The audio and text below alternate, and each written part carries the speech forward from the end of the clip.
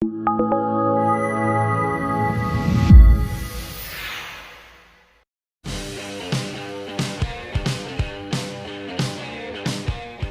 we're ready to scan a car. There's three things we're going to need. We're going to need the scanner itself, we're going to need the wireless smart link right here, and of course the cable. Cable hooks directly to the car.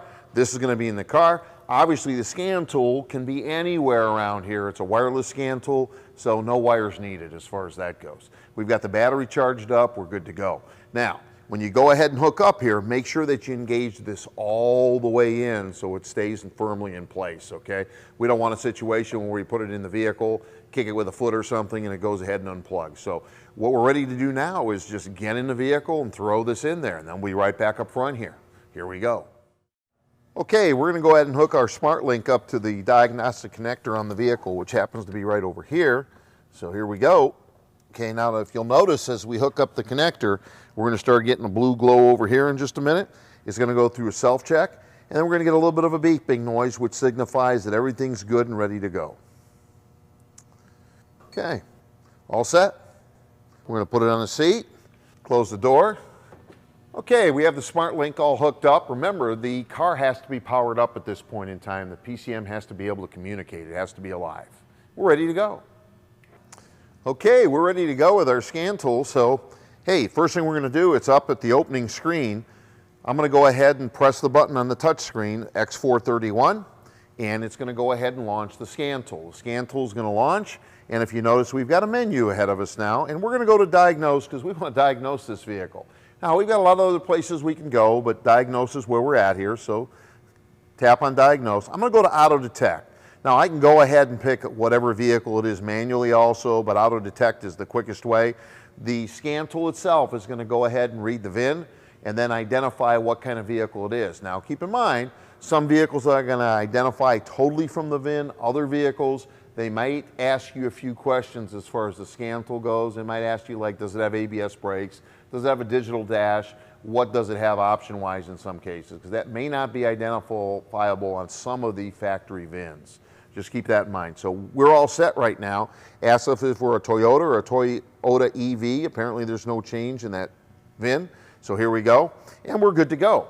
Now we can diagnose, we can look at scan history. So we've hooked up to this vehicle before. We can have a record of that vehicle, which is nice. We can go to quick access, which gets us a bunch of information quickly, but we're going to treat this like it's a brand new vehicle just came in. So we're going to go ahead and hit diagnostics in this particular case. What we're going to do at this point is the scan tool is going to load all the diagnostic protocols and information, all the modules this vehicle could possibly have on it and such. So there's a lot of information that's being disseminated in the background at this particular point, getting us ready to go. So we're all set here. It's going to ask us what pin are we using. This scan tool is set up to work on vehicles that aren't domestic American production either. So you might have some options like 17 pin, 20 pin, whatever. We've got a 16 pin connector here, so we're going to pick 16 pin connector. It's going to load the specific information for the 16 pin connector. It tells us the vehicle identification as far as the VIN, North American, it's a Highlander, it's a 2022, and it's got 3 miles on it. So it's basically a brand new vehicle. So there's all of our information. We're good to go. We're going to verify that it's all correct. We're going to hit OK. And then basically we're going to hit OK again, and here we go. Now, what we're doing at this point is loading things like the data PIDs, the active commands, all the specialty tests that we may go ahead and do. So that's going to get us ready to go in just a minute here. It could take a little while to load here. It's a very speedy processor, but there's a lot of information being loaded. But it's very quick. So if we take a look at it, we're at 56% right now and loading. There we go. Okay, so what we've got here is every single computer that's on any data bus on this vehicle that's hooked up to the 16-pin connector. If you notice, there's quite a few of them up here. We've got different ones on different connectors, like we have high-speed CAN 1, high-speed CAN 2, maybe medium-speed CAN, LIN bus connectors, whatever. So what we're going to do is we're going to check the whole vehicle in one swift shot, and we're going to go ahead and pick health report right over here. It's the best way to diagnose a vehicle you haven't seen. So what I'm going to do here is click on health report, and when I click on health report, what's going to happen is the scan tool is going to communicate with every single one of these modules located on this vehicle, and it's going to tell us very simply if the module is there, is it working correctly, and does it have any DTCs in it? So we're going to pull DTC check on every single module in this vehicle. As it's going through it, if you notice this one up here, the TPMS is in green. That means it's working as it should. The AFS is not equipped on this vehicle. That's why it's gray. We have a situation where the computer right over here basically has 2 DTCs in it. So the grayed out ones are ones that this vehicle isn't equipped with.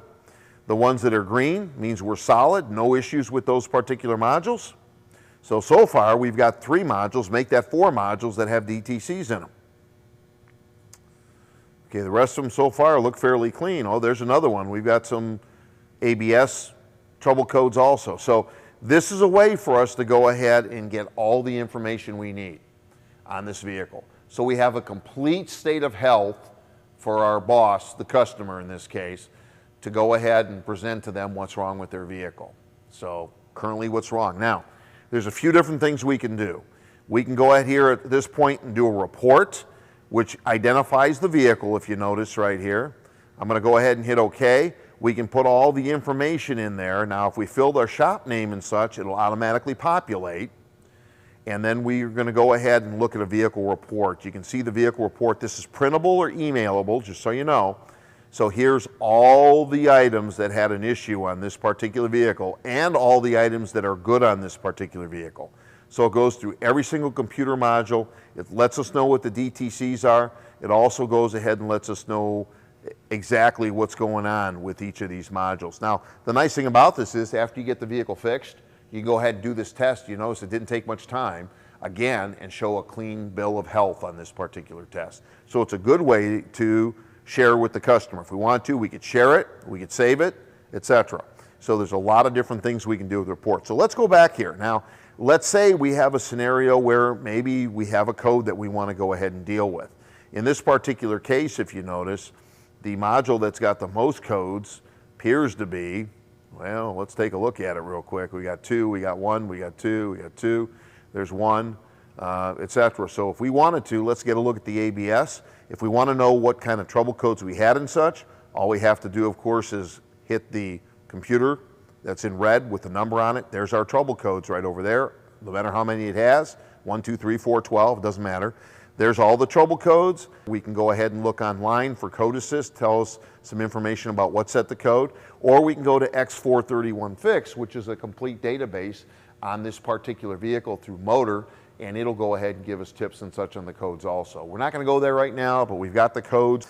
If we take a look at it, we can clear DTCs very quickly too. I want to show you how to clear them. Obviously, you wouldn't just clear them, but if we got to the point where we had to clear them, let me show you how quick and easy that is. Just touch the clear DTCs, and basically it's going to go ahead and take care of the situation for us. Okay, so pretty simple. It's going to go through and clear the DTCs. So if you notice the DTCs in that module now are gone, it's now green. Now, the nice thing about this particular scan tool is, if you take a look at it, the other modules that I did not clear codes from, basically the codes are still there.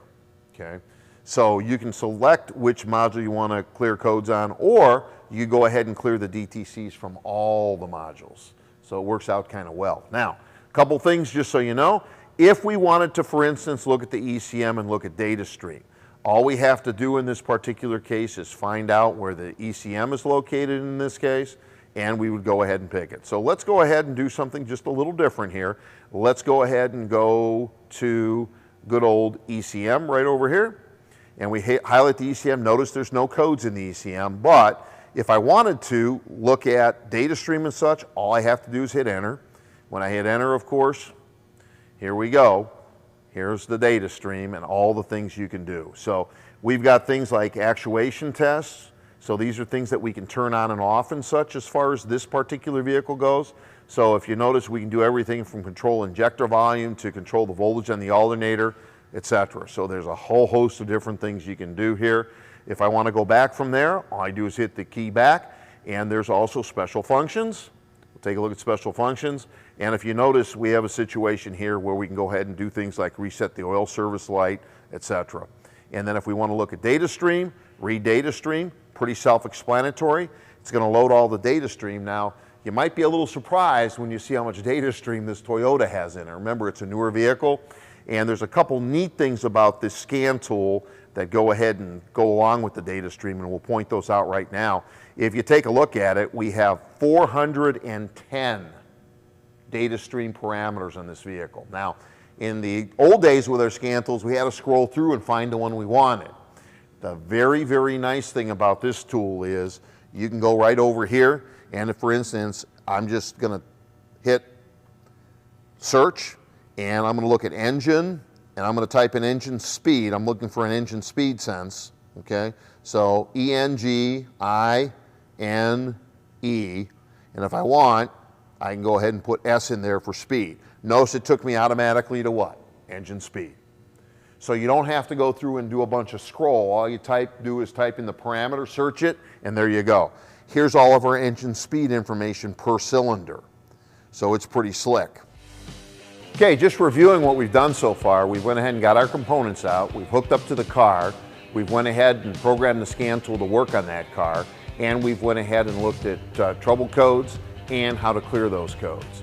There's other programs that we're going to be going through that go through the rest of what the scan tool does. We just wanted to show you real quickly how quick and easy it is to go ahead and hook up to a vehicle and get data and information.